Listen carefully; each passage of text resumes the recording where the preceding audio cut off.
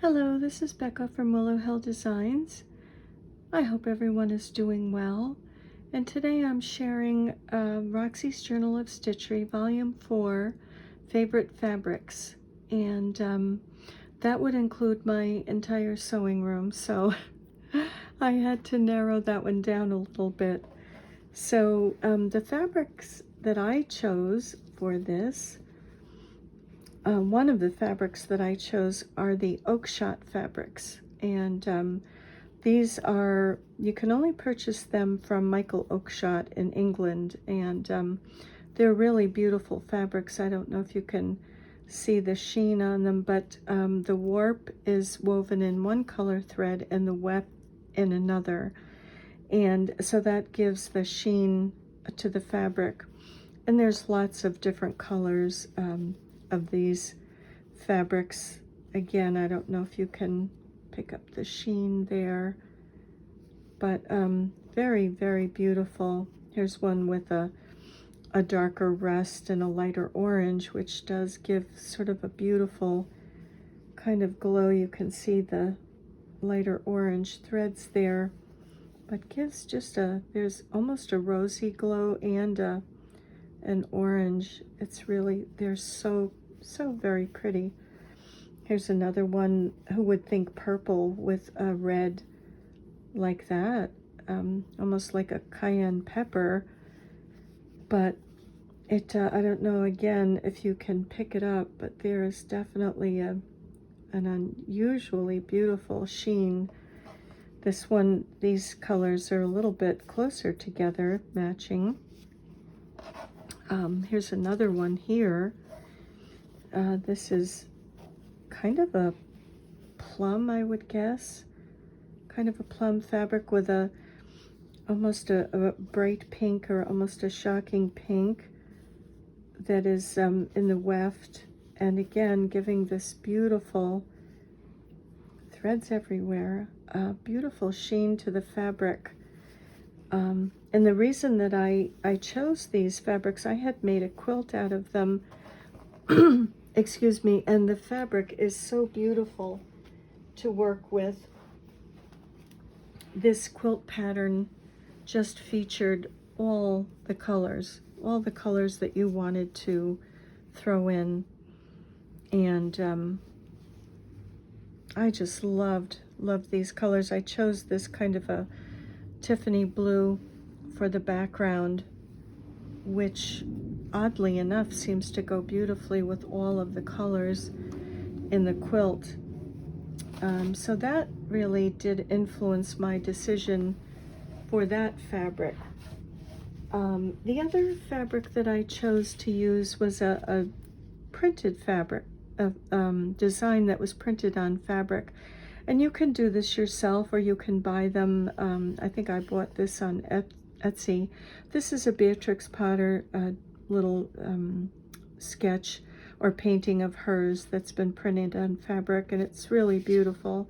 I almost chose that. Here's another one of these printed images. I loved this. I almost chose this one of the little mouse helping her with her wedding gown. So those were the two fabrics that I chose for my hexagon for these 2 weeks. And the color that I chose of the Oakshott is this sort of a Tiffany blue, and I wanted the fringe to be on the outside of the hexagon, if you can see that. Pardon me, I have a little cold. I think I might have picked it up at the Yankee Candle Museum in Massachusetts, not positive, but I'm thinking.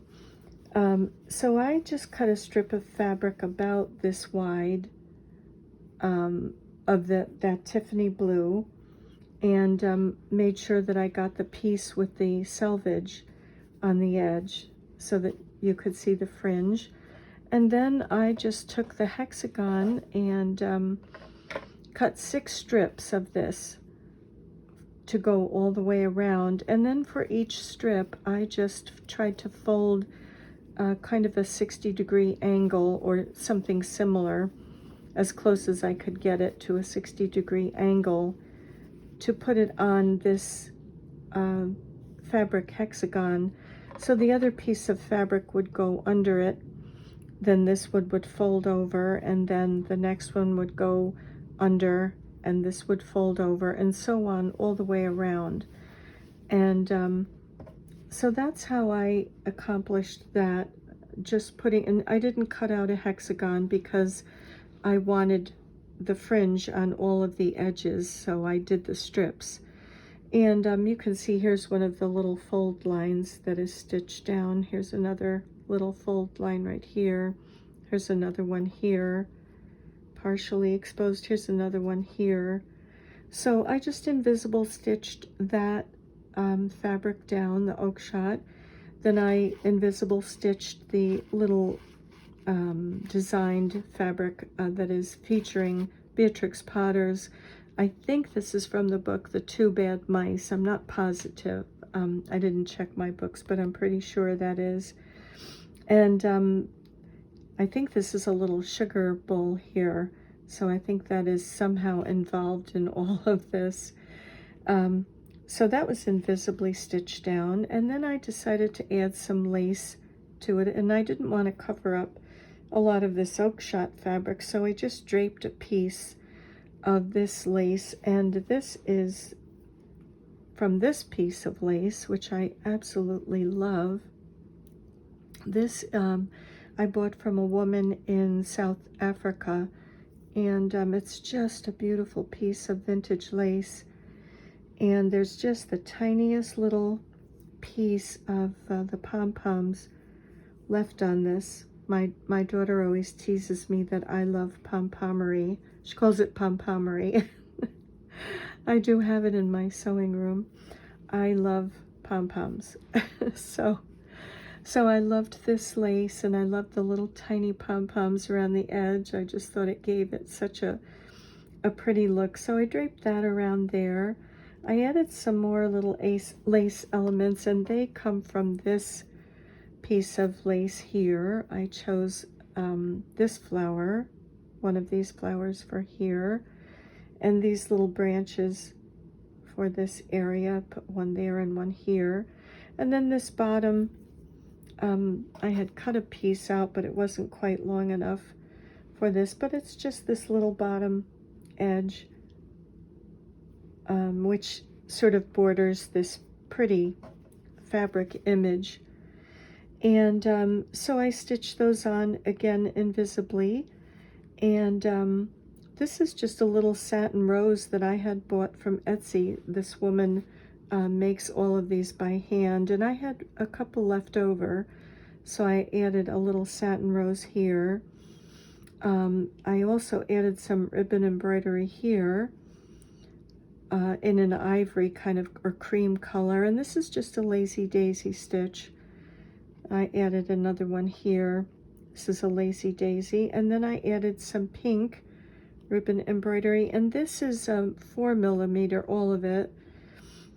And again, lazy daisy stitch is very simple, and this is a French knot with a darker pink 4mm ribbon, and then I added some other French knots in the ivory, the same color, sort of as buds or something along in with this.